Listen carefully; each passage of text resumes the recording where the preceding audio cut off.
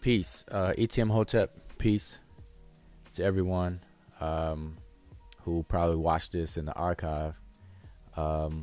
This is one of those impromptu videos. This is your brother Wudjau on Facebook Live. And again, I appreciate anyone who's tuned in real time and hanging out with me for a brief moment. What I like to do every now and then is I like to go over some of the my Facebook posts that I post, because a lot of times when I make Facebook posts, I try to invoke critical thinking, make people think, some little to plant seeds in people's heads to kind of think and look into things a little more. So if you ever look through my timeline, that's pretty much what you'll see. You see little things that I will share, quotes, or a lot of things that just run across my mind as well. So if you want to if you want to have some insight into the mind of the brother Wudjau, just go to my timeline and you'll see the crazy things that I'll post up. But hopefully, they're things that make you think and thought provoking. That's what it's all about with me. I want to push people, including myself. I'm learning just like everybody else, and I think we should push each other to really, really expand our body of knowledge and to kind of sift through this big, wide ocean of misinformation. We got to really, really sail through the rough waters. There's a lot of misinformation out there, and it can overwhelm you. So anyway, what I want to do is just kind of go over the recent post that I made, and basically it was entitled, I think this is what I call this particular video. It was entitled Fairies, Aliens, and Spirits. What do they all have in common? Those three things have in common. And so if you can see on the screen, I just have a picture of what spirit, how people envision spirits, this like energy field type of entities. Then you have aliens, come in all kinds of forms, grays, reptilians, and things like that. So that's what you see on the screen. And then fairies, the fairies that we're so used to seeing in cartoons and animated things for kids, Peter Pan and all those kinds of things.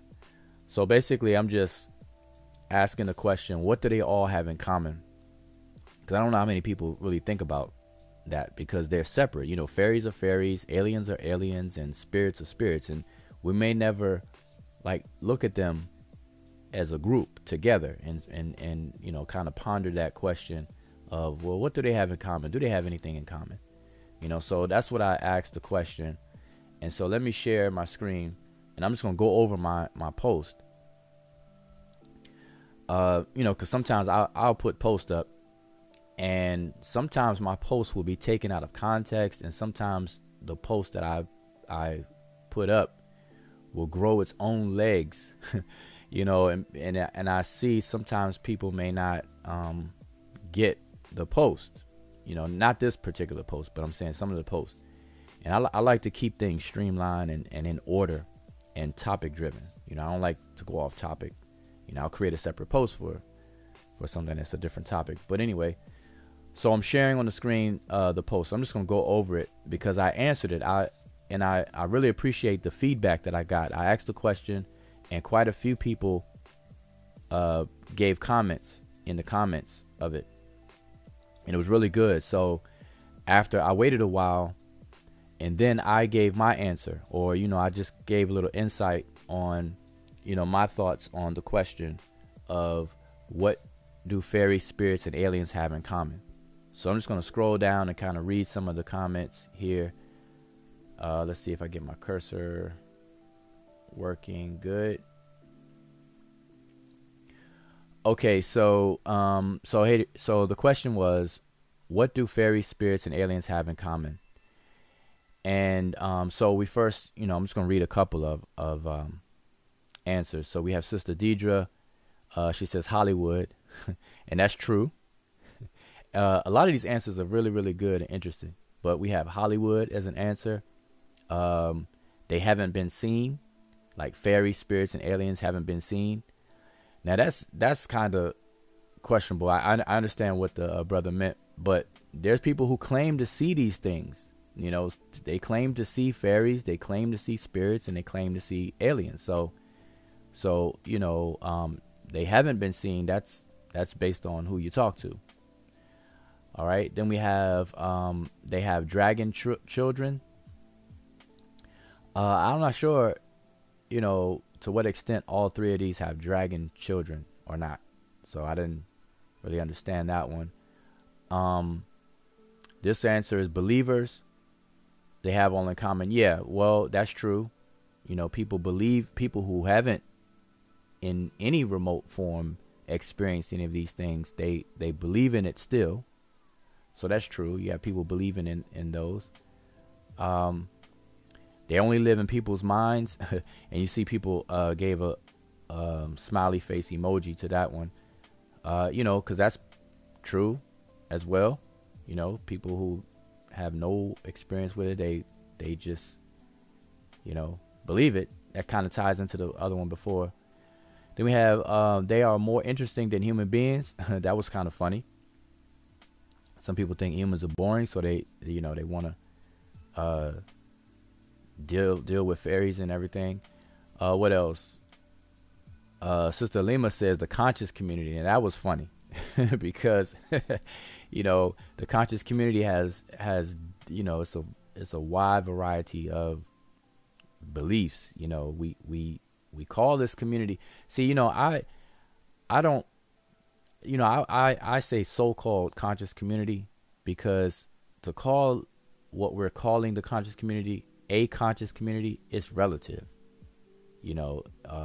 But I get it, but I just don't. I'm against misnomers, and so I call the conscious community what it is. It's a social community because I don't know the level of consciousness that everybody has, but I do know everyone is social because we all interact. We all interact on Facebook. We interact on YouTube. We interact at events. So one thing I can definitely say about our community is that we're social and we're on social media, you know. So I always refer to the conscious community as social community. So if you ever hear me say social community, that's what I'm referring to. Okay. Nahisi says they all have European origins. Laughing out loud. Well, yeah. And the doctrines that come from these three things, that is, you know, that is the prevailing origins. You know, Chief X says all fiction. Now, Chief X, if you all don't know who Xavier Shelton is, that's brother Chief X, and he has videos on Facebook. Man, he goes right in on issues. No filter, no chaser, no filter, no prep, nothing. You know, he just goes in on different topics. So check out his videos. Like he doesn't care. He's live and direct. Brother Allen says they came from the mind of man. Yeah, and that's I think someone else says, yeah, only live in people's minds. So yeah, I'm not gonna read all of them. Just kind of skip down. And so, you know, after people gave their input, someone Julanda says they can't be proven. They are all falsifiable. I think the person Benamina, I believe they meant they're all not falsifiable. That's what I believe that what was meant. Lisa says pseudo. Okay, so then Xavier asked me what is my answer. So then, you know, I was waiting around for a while and there was some more answers. And so I'm just going to skip down to my answer because I want to just kind of explain why I made this post and my answer. But, you know, go to the post and you can read all the other comments. But now here's my answer. So I waited a while. And then I gave my input on it. And so you know, and I'm doing this because I just want people to think about this. You know, it's something to think about and just kind of maybe have a future conversation about it. But so we have fairies, spirits, aliens, and I say they have the following in common. And hopefully y'all can see that on the screen. But it says fairies, spirits, aliens have the following in common. So then I put it in little bullet forms. So we have one, the first thing they have in common.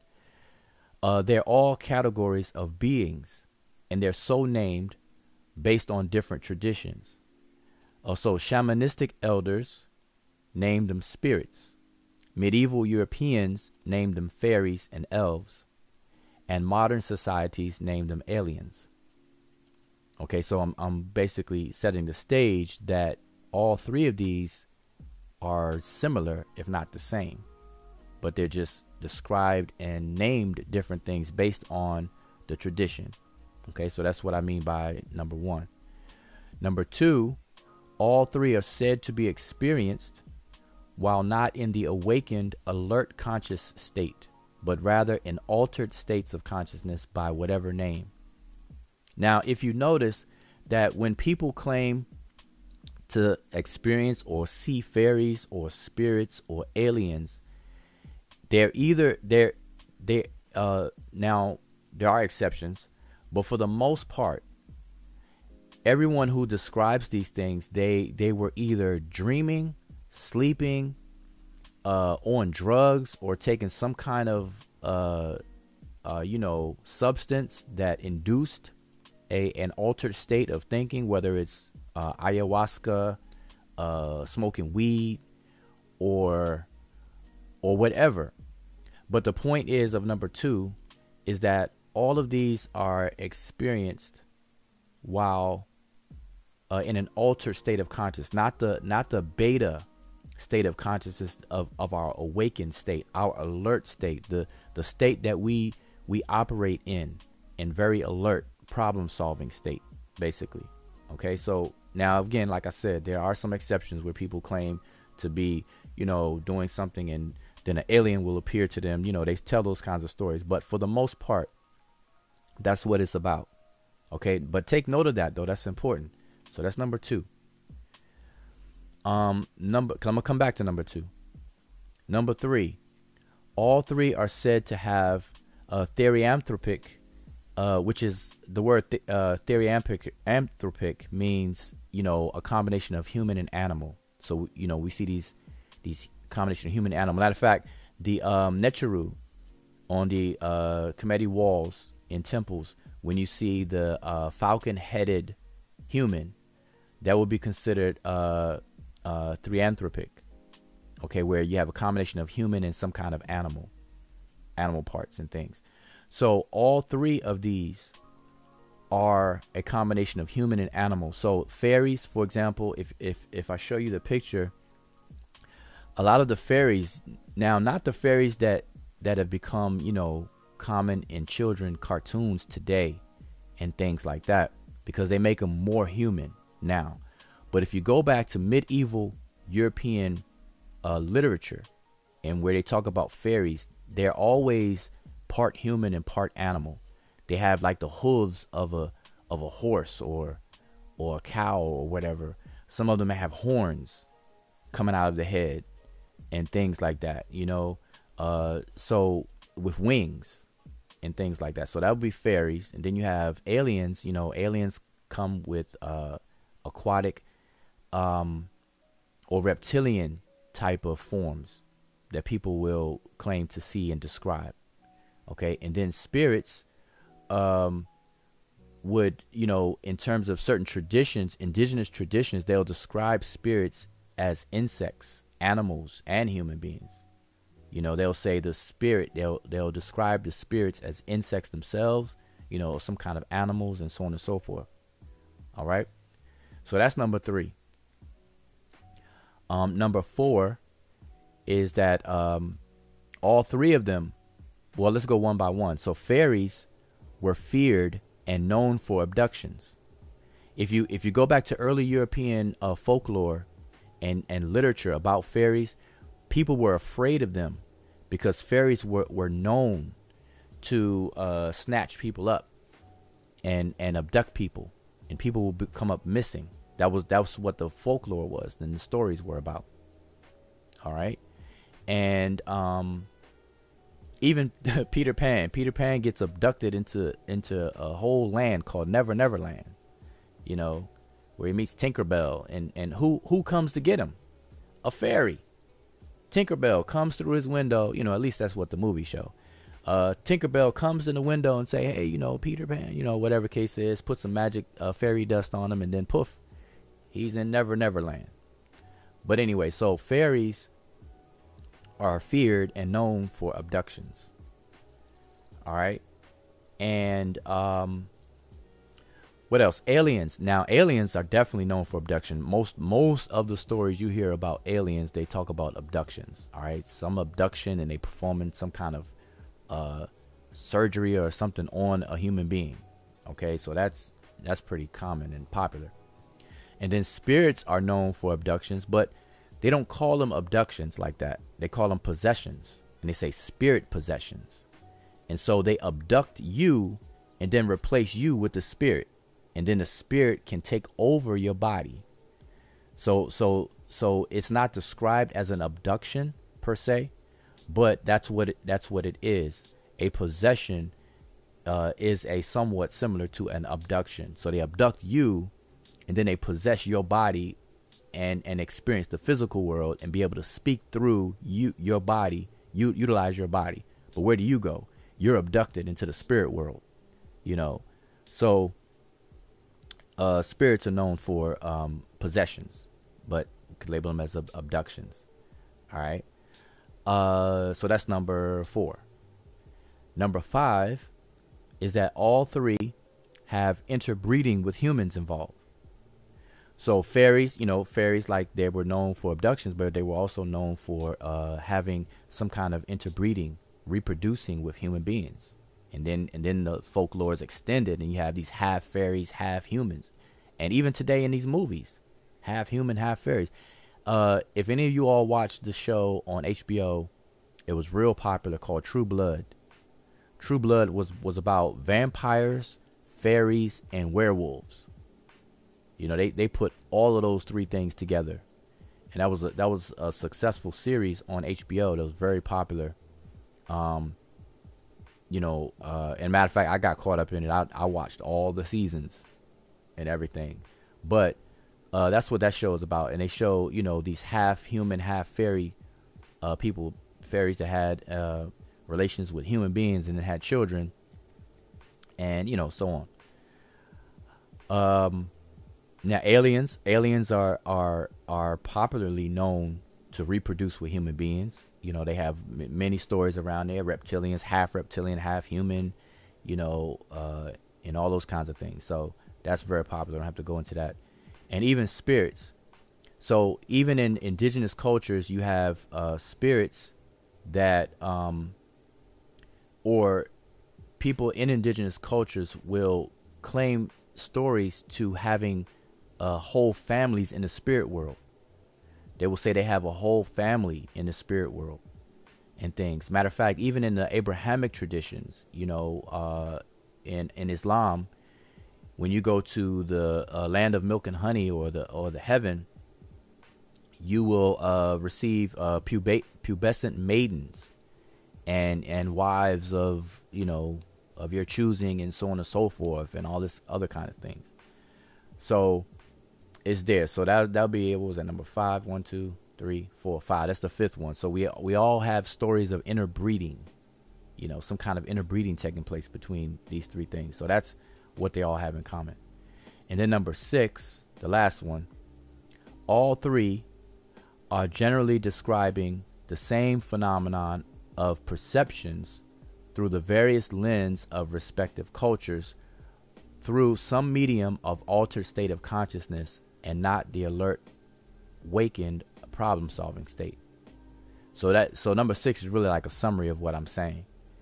And so the reason why I posted this was to kind of provoke that thought, to look at all three of these areas and how similar they are. And so you got to really think about that. We have different expressions of very similar descriptions of things. So we have medieval Europe, the way they describe these things. We have indigenous cultures in Africa and elsewhere around the world that will describe these things a certain way.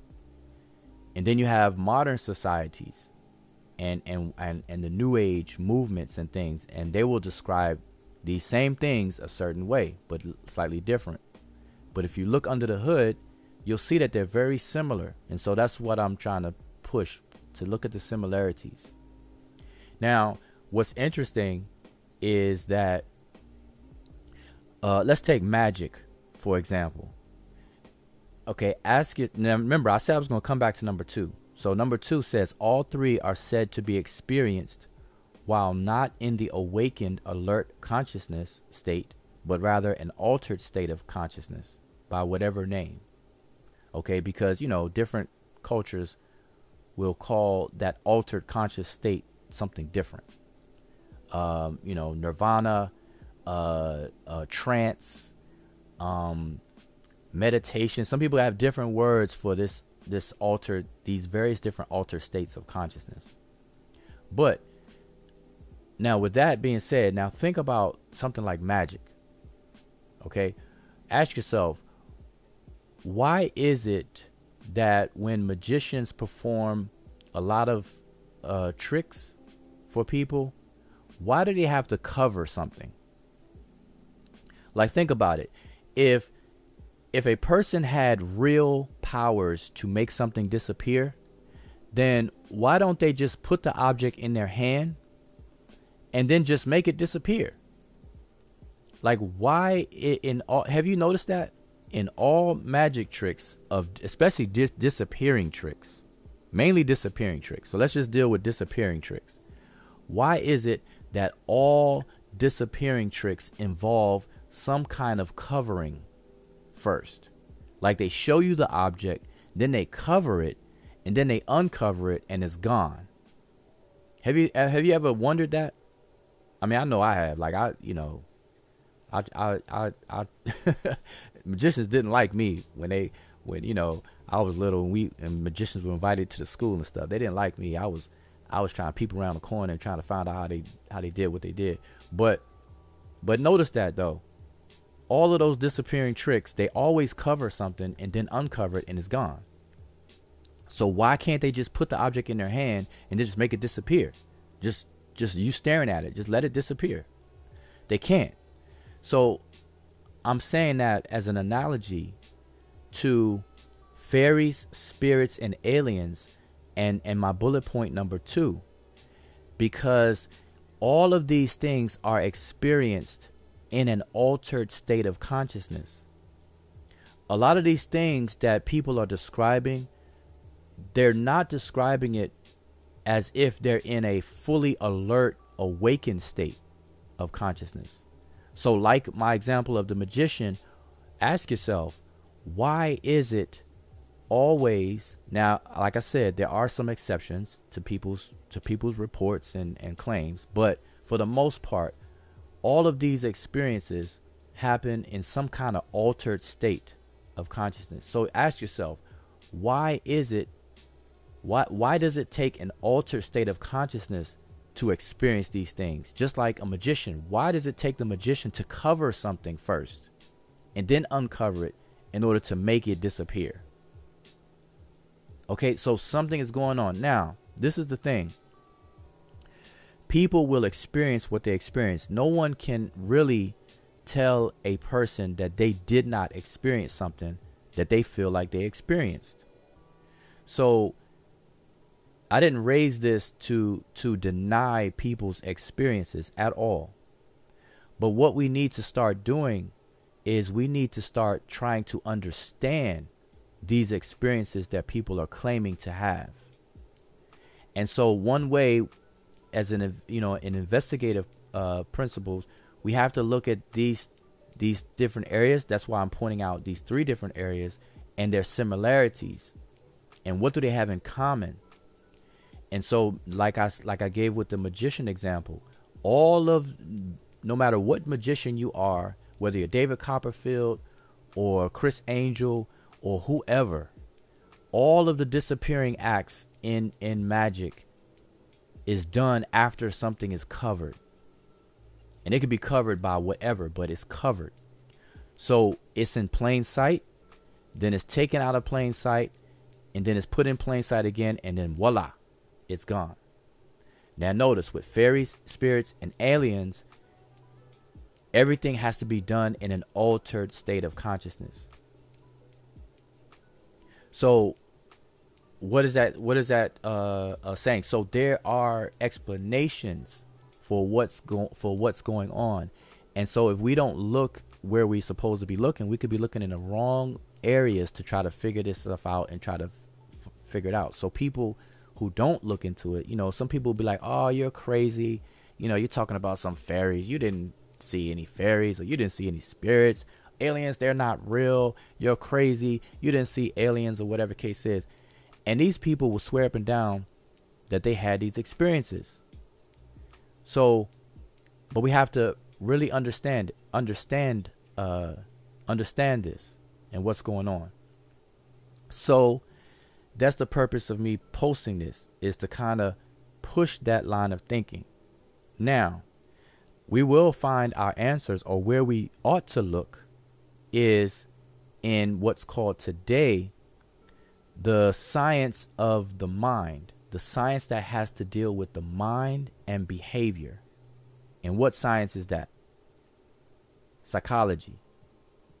So we need to become psychologically literate and know some things about psychology in order to use that discipline and the tools in that discipline to really look at this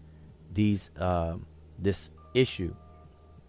Because I'm going to tell you, modern psychology is really African spirituality, because spirit, or the psyche, has to deal with the mind, and what takes place in the mind and a person's behavior is really at the root of a lot of African indigenous spiritual systems. So African spirituality is modern day psychology, but we get modern day psychology through the lens of European communities. So you have Sigmund Freud, you have Carl Jung, or these people who kind of shaped the scientific field of psychology.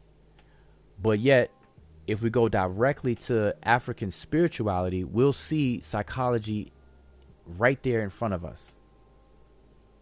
And so we have to really kind of look into that and understand these things, along with understanding the technology that we call figurative expression. Because a lot of these stories, these formal stories of people, we call them myths today, but a lot of these formal stories in these different cultures is documentation of a lot of these different things, but it was documented in a way that they understood it to be, and for longevity, because obviously a lot of these stories came about at a time before there was ever writing.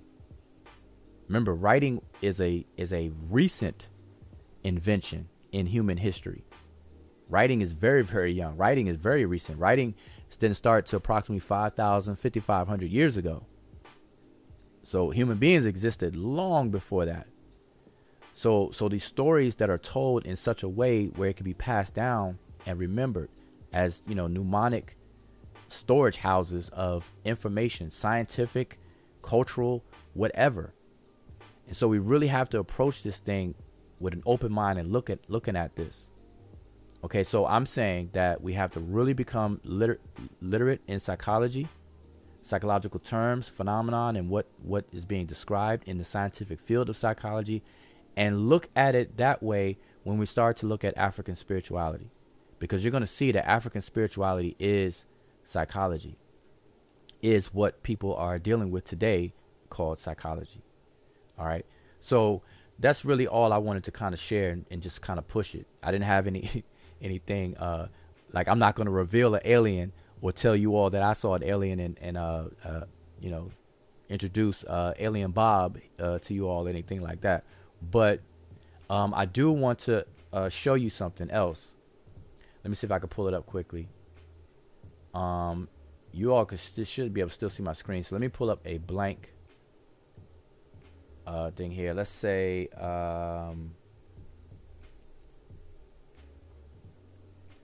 okay, so I'm gonna pull up a judgment scene from the Egyptian Book of the Dead.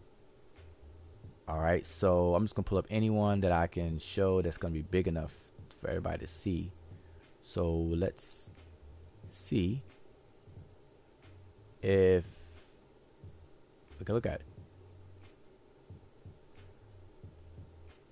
Okay, so hopefully you all could see that big enough. I'm gonna wait to see how it is on the screen. Okay, you all can't see it. It's cut off a little bit. Let me see if I can make this bigger.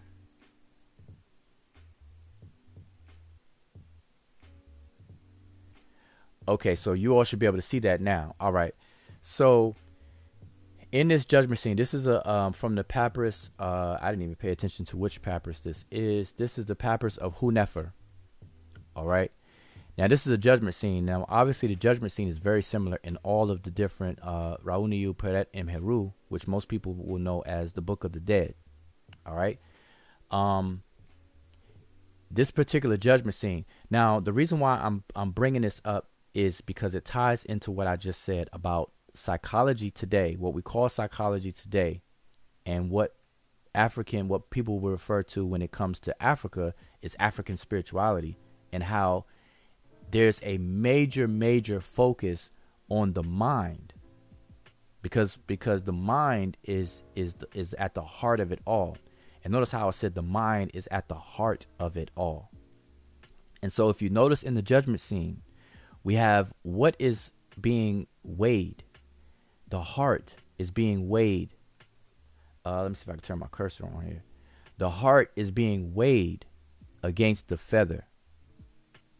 Now, in Rani Kemet, which is the language of the ancient Egyptians, or the Remich, the heart, even though the glyph itself is a heart, it's not a literal heart that is used to convey the word. The word ib means mind. It is the mind, and it comes from a scope of a semantic scope of things that are the essence of something. And we still have the exact same associations today. Like when you hear people say, let's get to the heart of the matter. Like if you want to solve a problem, you say, let's get to the heart of the problem. Let's get to the heart of the matter. Let's get to the heart of the disagreement. And what people mean by that is, let's get to the nitty gritty. Let's get to the essence of it. Let's get to the root of it. Let's get to the inner core of something.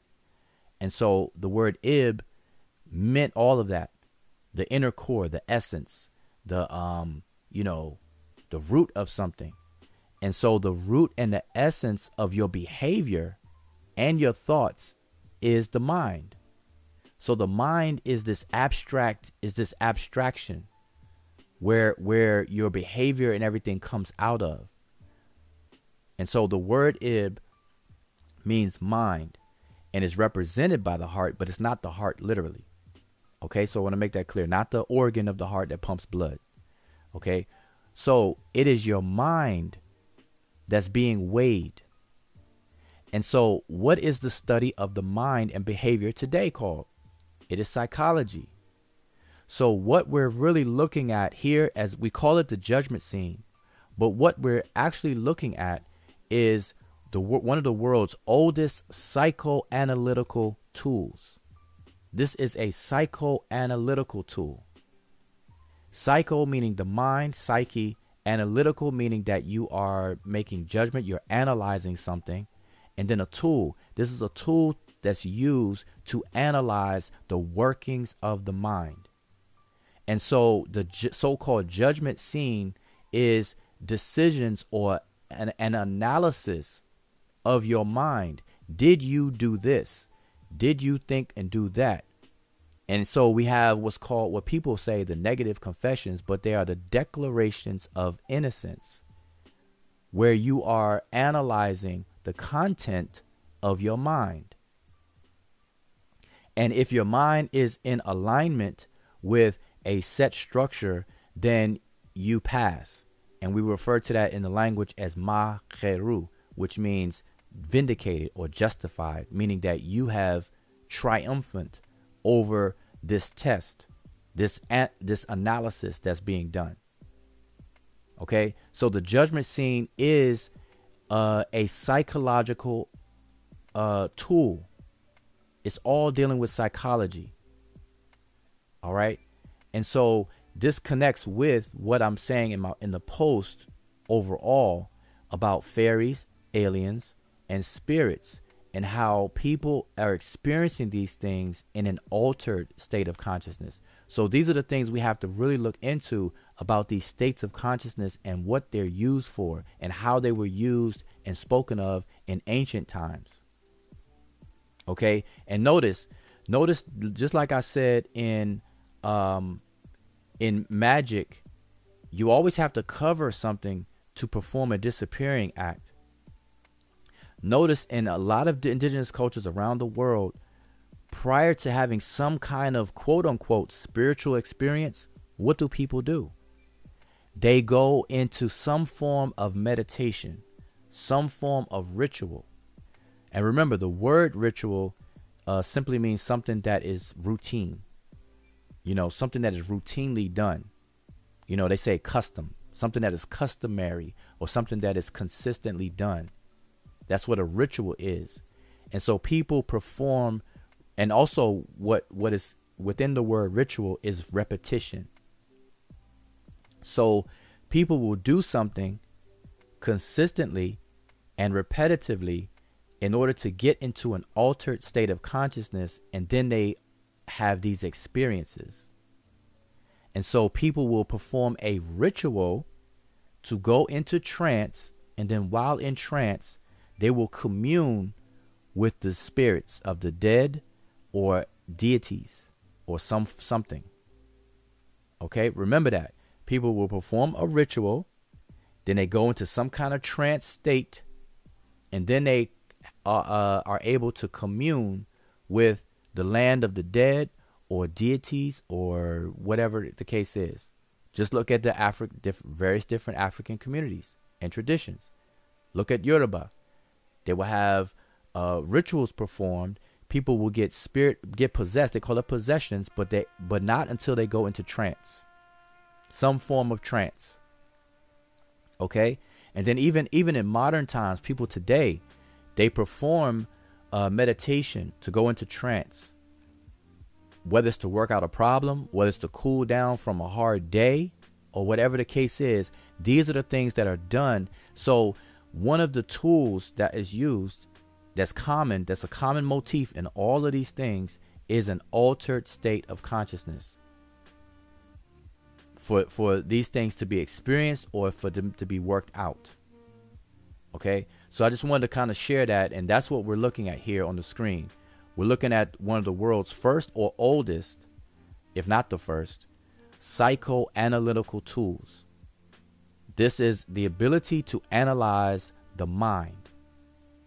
Okay, the content of your mind.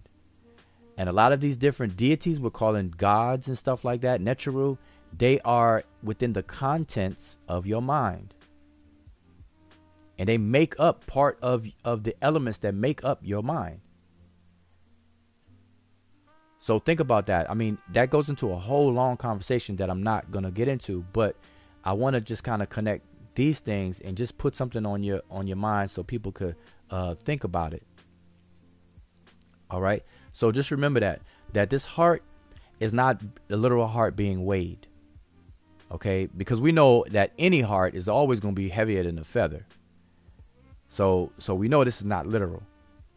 And also for the third eye people who believe that the third eye is the pineal gland and all of that, let me just say this about that.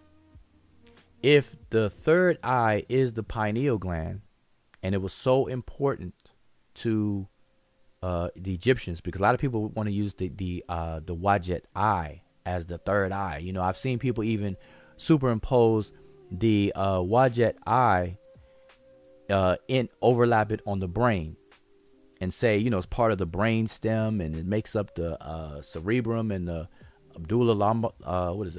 oblongata and all of that, you know. But think about this.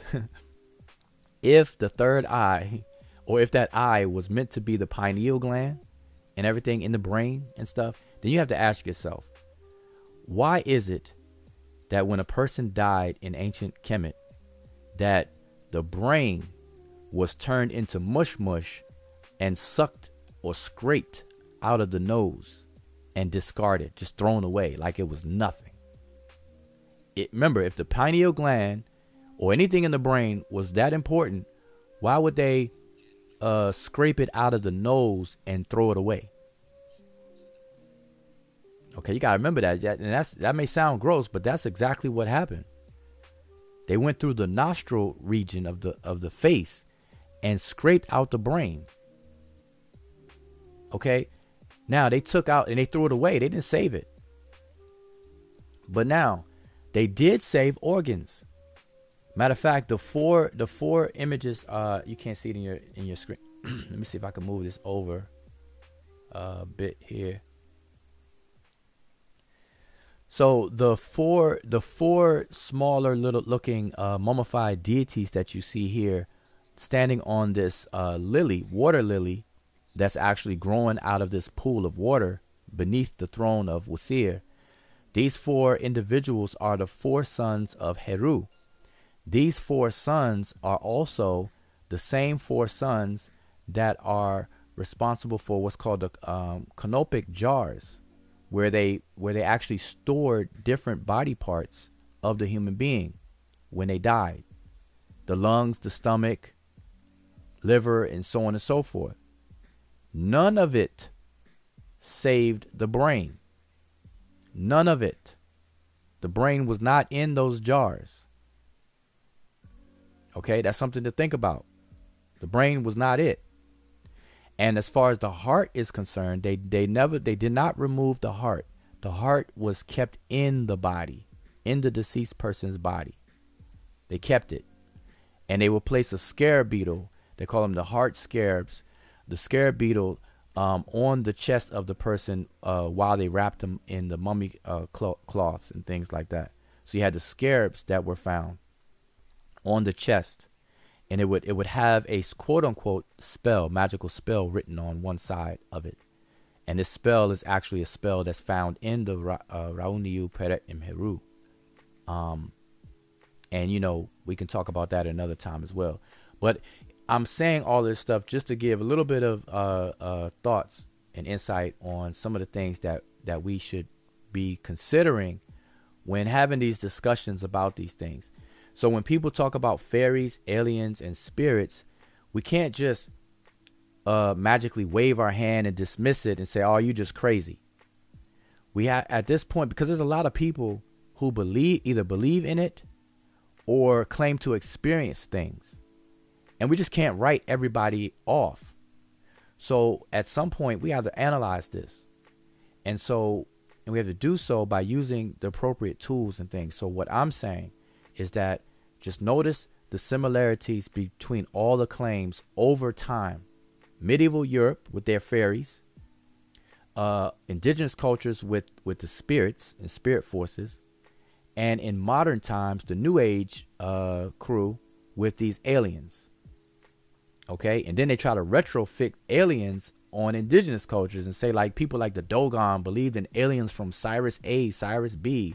The Egyptians believed in the Netcher that came from Orion, the Orion star constellation, which was the three belts of Orion. That's why the three pyramids aligned to the Orion's belt, because that's where the Netcher came from. And you know, so you got people who are trying to retrofit things and all kinds of stuff. But we really need to start to analyze it with better tools and better methods.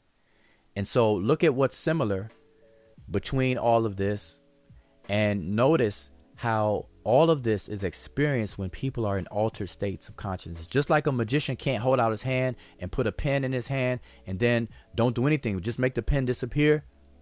Just like that, they always got to cover it first or wave their hand in front of it. They always have to obstruct your line of vision in order to make the trick happen.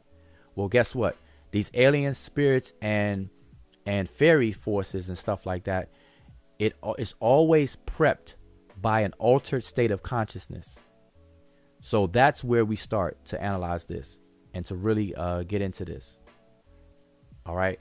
So I just want to kind of share that and explain my posts. You know, like I said, every now and then, some of the posts that I do, I like to explain it because I've seen where some of my posts will be taken way out of context. Some people will, they'll have a separate conversation in the comment section of my post, and my post will totally take a life of its own. And so, you know, sometimes I'll just like to review the post and just see what you think about it and everything. So hopefully everybody understands why I posted it and what I meant by what I said in the comments and the bullet forms, and just give it some thought. You know, I'm not trying to convince anybody of anything. Matter of fact, you know, I'm not even mentioning any conclusions of anything. I'm just giving some insight or some thoughts on the approach to these topics of fairies, aliens, and spirit possessions and spirit forces and all of that kind of good stuff.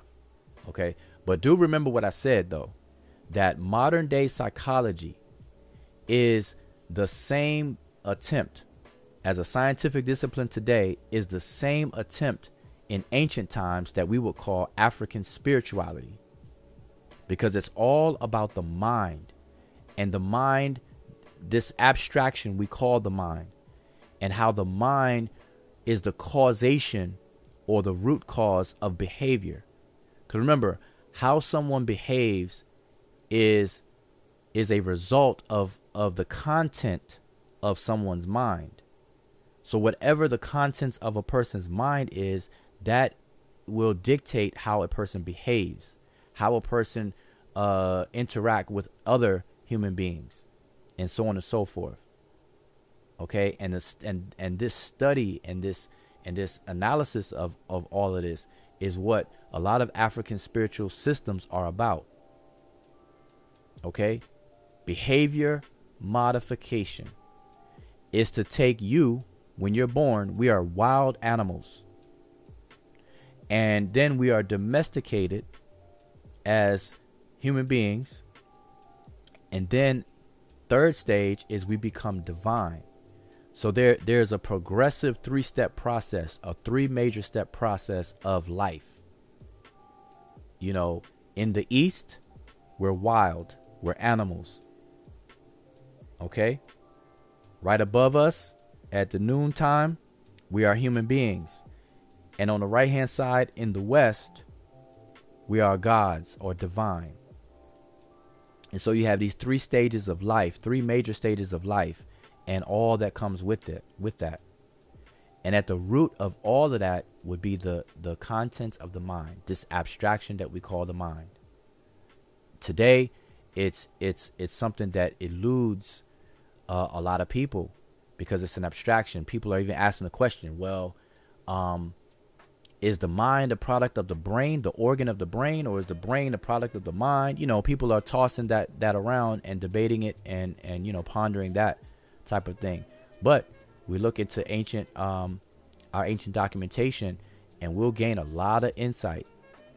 So I'm showing this again, this papyrus, this judgment scene that I showed, is to let you all know that don't look at it as just some crazy, pretty looking scales and judgment scene or whatever the case is. This is a very powerful thing.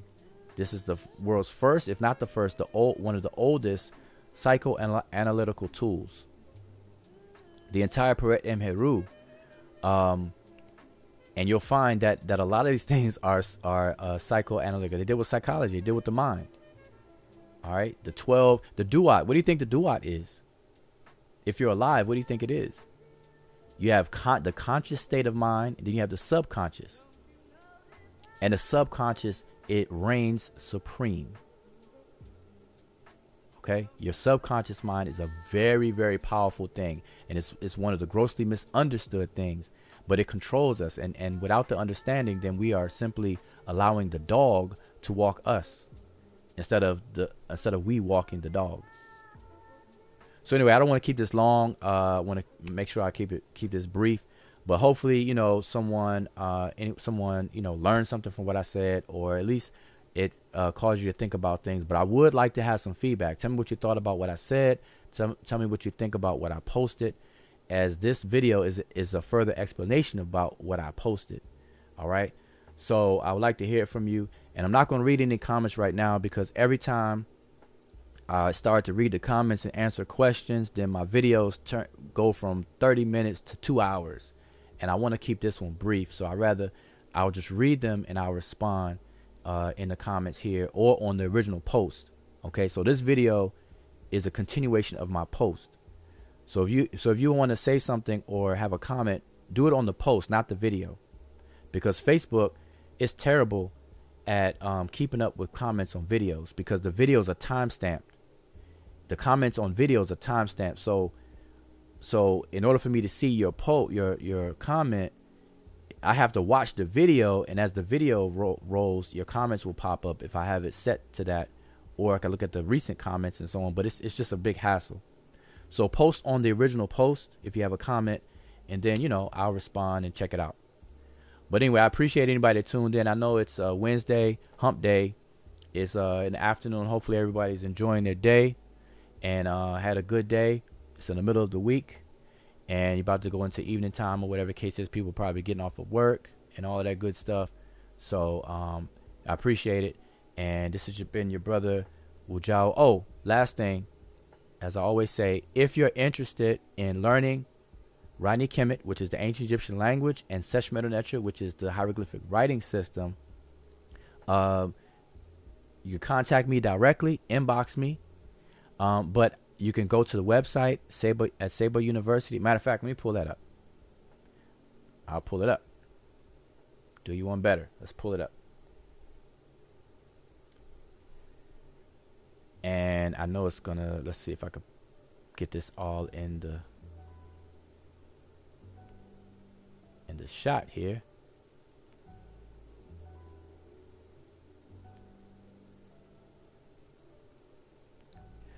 Give me 1 second. 1 second here.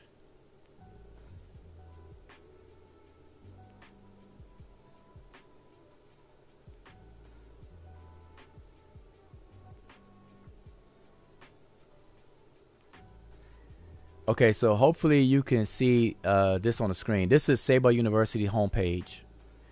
All right, so if you go to sabouniversity.com, on there, I have the Beginner's Introduction to Egyptian Hieroglyphic course on there, and you can sign up anytime. All right, you don't have to wait for anything. You can sign up, and you can actually start taking the course at your own pace. And once a week, you'll have access to a teacher. Myself, I've been teaching it myself, and we have live interactive sessions where we'll go over everything, you know, chapter by chapter and so on and so forth. So just wanted to kind of let you know, if anyone's interested in learning Rani Kemet, the language, the writing system, you can sign up at any time on sabouniversity.com. All right. So matter of fact, I'll just show you, since I'm here at the site. If I go scroll, you'll see the course here. Beginner's Introduction to Egyptian Hieroglyphic. If I click on it, and you will see that the course is only $100, and it gives you the whole description, what you will learn, what's covered, the course requirements, and the fact that it's certified. You get a certification of completion and so on and so forth. The teacher right now, it's myself, Wudjau. And then once I actually put together the next level or the grammar course, then other teachers will start teaching the beginner's course. All right, but you can sign up at any time. So I just want to make sure people are aware and know that. And then also another website you want to check out is seshmedonetcher.com. So I'm gonna pull that up real quick, because I usually just show pictures of this, but I'm just actually, since I have the browser up, show you this. So we have seshmetalnetcher.com. So this particular website, the entire website, is the home page, the home of the Seshu Ma'ani Metal Netcher. So on this website, this is a one-stop shop for resources about ancient Kemet, the language, the writing system, and so on. So we have different transliterations, translations, resources, download books and things like that. Everything that will help you to learn and understand the language.